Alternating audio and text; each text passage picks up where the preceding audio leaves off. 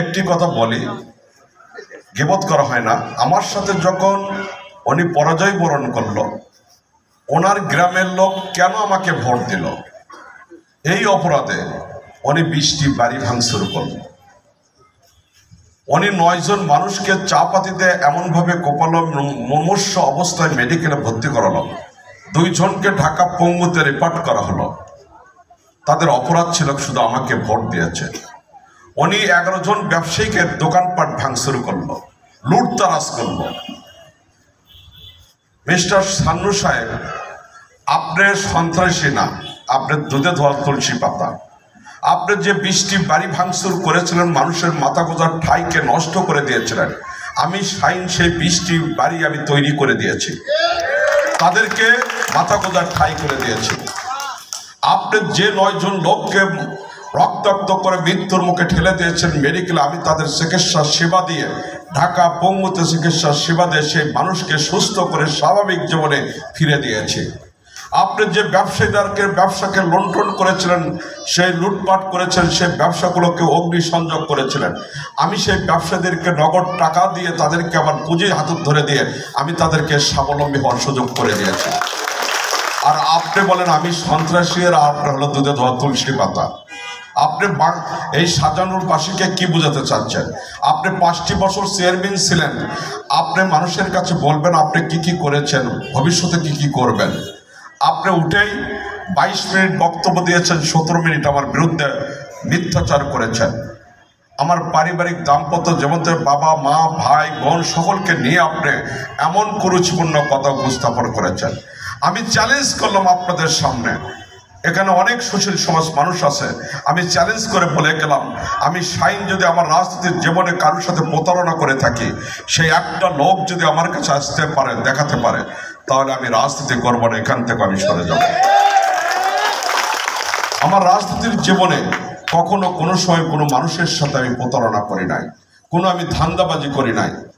আমি শাইনকার উপকার করেছি, বিনিময়ে কোনো উপঢৌকন গ্রহণ করেছি, এই কথা কেউ বলতে পারবে না। আমার কাছে কখনো কোনো মানুষ সমস্যা, বিপদগ্রস্ত, অসহায় গরিব মানুষ যাই যখন এসেছে, কোনো মানুষ আমার কাছ থেকে খালি হাতে ফিরে যায় না। কোনো মানুষ আমার কাছ থেকে খালি হাতে ফিরে যায় না। এটাই আমার সাহস, এটাই আমার শক্তি। এই সাহস আর শক্তি আর খন্নার মানুষের ভালোবাসা নিয়ে আমি আপনাদের কাছে দ্বারস্থ হয়েছি। আমি খন্নার মানুষকে কমিটমেন্ট করেছিলাম। আমি এইবার আমার পোস্টার ব্যানারে দেখবেন 3টি কথা লেখা আছে। একটা হলো উন্নত যোগাযোগ ব্যবস্থা, দ্বিতীয় হলো সন্ত্রাস, তৃতীয় হলো দুর্নীতি। এই 3টে আমি বদ্ধপরিকর। আমি খন্নার চেয়ারম্যান ছিলাম, যখন মানুষের কাছে আমি গিয়েছিলাম তখন এই 3টি কথা বলেছিলাম। আমি আমার খন্নার মানুষকে উন্নত যোগাযোগ ব্যবস্থা দিতে পেরেছি। যেখানে সরকারি অর্থ থমকে দাঁড়িয়েছে, সেখানে ব্যক্তিগত অর্থায়নে আমি রাস্তা করে দিয়েছি। যেখানে সরকারি অর্থ দিয়ে ড্রেন করা বন্ধ হয়ে গেছে পানি নিষ্কাশনে, সেখানে ব্যক্তিগত অর্থ দিয়ে আমি করে দিয়েছি। আমি মানুষকে কথা দিয়েছিলাম, লাস্টে নির্বাচনের শেষ সময় আসে 90 লক্ষ টাকার ইট কিনে সেই ইট দিয়ে আমি রাস্তা করে দিয়েছি। আমি আমার পরিষদ চলাকালীন সময় 1 কাপ চা গ্রহণ করি নাই। আমার যা বেতন স্বনির্ভরতা সেইটুকু আমি লিল্লাবাড়ি ইতিমখানাতে দান করেছি। তাহলে আমরা হলাম সন্ত্রাসী, আর তুমি হলো দুধে দেওয়া তুলসী পাতা। একটি লোক যদি আমার কাছে বলতে পারে আমি রাজনীতির জীবনে টাকার জন্য বা আমি রাজনীতি করে আমার প্রোগ্রামের জন্য আমি কারো কাছে হাত পাতিয়েছি, আল্লাহ যতটুকু সম্মান দিয়েছে সেই সম্মানের সাথে আমার আহারও যে যতটুকু বৃদ্ধি করেছে, আমার আহলে পরিবার, আহলে বায়তের ভরণ পোষণের উপরে যতটুকু অবশিষ্ট থাকে, আমি গরিব দুঃখী অসহায় মানুষ, মসজিদ মাদ্রাসা মন্দির সকল কাজে সেইগুলো ব্যয় করে থাকি। আমার কাছ থেকে তো কেউ খালি হাতে ফিরে আসেনি। তাই আমি আপনাদের কাছে নিবেদন করে, আমি নতুন মানুষ, নতুনভাবে আপনাদের কাছে এসেছি, অনেকের সাথে আমার পরিচয় নাই। আজকের এই পরিচয়ের মধ্য দিয়ে আমি আপনাদের কাছে নিবেদন করব, আমাদের সমাজটাকে কিন্তু আমাদেরই বিনির্মাণ করতে হবে। এই সমাজের যারা লোক আছেন সকলে সমাজবদ্ধ, সেই সমাজের সমস্যাগুলো নিজেরাই কিন্তু সব সামনে উপস্থাপন করতে হবে।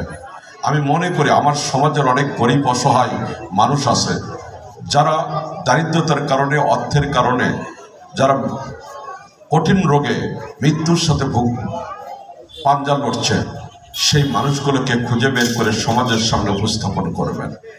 আমি কথা দিলাম আপনাদের সাহায্যের হাতের সাথে আমার সাহায্যের হাত থাকবে ইনশাআল্লাহ। আমাদের সমাজের অনেক গরিব বাবা মা আছে, যে গরিব বাবা মার মাথার উপর বিশাল বোঝা, সেই বাবা মার ঘরে একটি বিবাহ উপযুক্ত কন্যা আছে, অর্থের কারণে, দারিদ্রতার কারণে আর যৌতুকের কারণে সেই বাবা মা বড় অসহায় হয়ে পড়েছে, মেয়েটাকে পাত্রস্থ করতে পারছে না। আপনারা যারা সমাজের লোক আছে, এমন লোককে খুঁজে বের করে সমাজের সামনে উপস্থাপন করবেন। আমি আপনাদের সাহায্যের হাতের সাথে আমার সাহায্যের হাত থাকবে, আমি ওয়াদা করলাম। সম্মানের মালিক তো আল্লাহ, এক আল্লাহর উপর ভরসা করে আমি নেমেছি, আর আমার আত্মবিশ্বাস নিয়ে নেমেছি।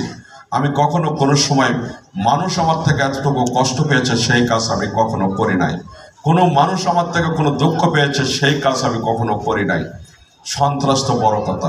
তাই আমি একটি কথাই বলতে চাই, আপনারা আমার জন্য ওইটুকু দোয়া করবেন, আমাকে সহায়তা করবেন, আমি যেন আল্লাহ যে সাধ্য সমর্থনের ভিতরে রেখেছে, আল্লাহ যেন এতটুকু সাধ্য সমর্থনের ভিতরে আমাকে রাখে, আমার মৃত্যু পর্যন্ত রাখে। আমার সাধ্য সমর্থন কেড়ে নিয়ে আল্লাহ যেন আমাকে বেঁচে না রাখে, তার আগে যেন আমাকে আল্লাহ মৃত্যু দেয়। কারণ কোনো মানুষ আমার কাছে গেলে আমি তাকে খালি হাতে ফিরে দেবো, আমার সমর্থন নাই, এই জিনিসটা যেন আমার দেখতে না হয়। মিস্টার সান্নু সাহেব বলেছে 60 কোটি টাকা দামের গাড়ি নিয়ে ঘোরাফেরা করে, আর আমার বাসার ছাদ দিয়ে ফুটা পানি পড়ে। আরে তুমি তো 5টা বছর সরকারি বাড়িতে থাকলে, তোমার বাসার ছাদ ফুটা তুমি তো করেছো, ওখান থেকে দুর্নীতির টাকা ওই ছাদের ফুটা দিয়ে তুমি বের করো। আমার বাবার 90 সালের 3টি গাড়ি রাজশাহী রোডে চলতো। বাবার যদি গাড়ি থাকে, আমি ছেলে, আমার গাড়ি থাকবে না কেন বলেন তো? তুমি আমার গাড়ি দাও কেন? আমার বাবারই তো গাড়ি ছিল। তুমি আমার পূর্ব ইতিহাস জানো, তোমার বয়স কতটুকু, তোমার থেকে মানুষ দায়িত্বশীল আচরণ আশা করে। তুমি বয়সে যত ছোকরা হও না কেন, তোমার চেয়ারটা তো আর ছোকরা না, সেই চেয়ারটা তো উপজেলা অভিভাবকের চেয়ার।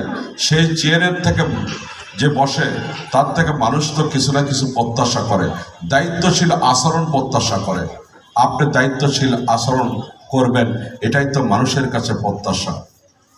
তাই আমি আপনাদের কাছে নিবেদন করি, আগামী নির্বাচনে আপনারা আমার খোঁজ খবর নেওয়ার পরে আমার প্রতি যদি আস্থার বিশ্বাসে জন্ম নেয়, তাহলে আপনারা আমার জন্য ভোটটা করবেন, আমাকে ভোট দেবেন।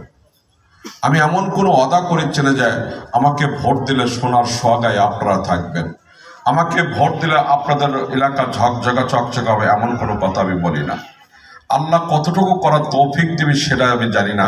তবে যারা 5টি বৎসর এই উপজেলায় আমার সরকার বদল ছিল, ইয়াসিন সাহেব ছিল, অনেকেই ছিল, সান্নু সাহেব ছিল, ওনারা শুধু দোহাই দিয়ে গেছে যে পৌরসভার ভিতরে কাজ করা যায় না। আমি চ্যালেঞ্জ করতে চাই, পৌরসভার ভিতরে কাজ করা যায় কি না। একজন প্রতিনিধি হিসেবে, একজন প্রতিনিধি, নির্বাচিত প্রতিনিধি হিসেবে যদি এই এলাকায় আমি কাজ করতে না পারি, তাহলে এই এলাকার মানুষের ভোট চাওয়ার অধিকার আমার নাই। কেন চাবো? আমি 5টা বছর আপনাদের কাছে আসলাম না, কাজ করলাম না, কিন্তু আগামী ভোটের সামনে আপনাদের কাছে আসবো, আর আপনারা আমাকে গোলাপ ফুল দিয়ে বরণ করে নেবেন না, ঝাঁটাতে বরণ করে নেবেন। তাহলে আমাকে আইনে যদি কোনো জটিলতা থাকে, আমি হাইকোর্ট, সুপ্রিম কোর্ট করা লাগলেও এর মোকাবেলা করব। এই এলাকার মানুষ যে রোহিঙ্গার মতো জীবনযাপন করে, না পায় পৌরসভার সুযোগ সুবিধা, না পায় হলো কার আপনার উপজেলার সুযোগ সুবিধা, কিন্তু ভোট শাহজাহানপুরে তো দেয়, পৌরসভা তো দেয়, কিন্তু মানুষের জীবন মান উন্নয়নের জন্য বাস্তব কোনো পদক্ষেপ কেউ গ্রহণ করে নাই। এটার একটা ফয়সালা আমি করতে চাই। আমি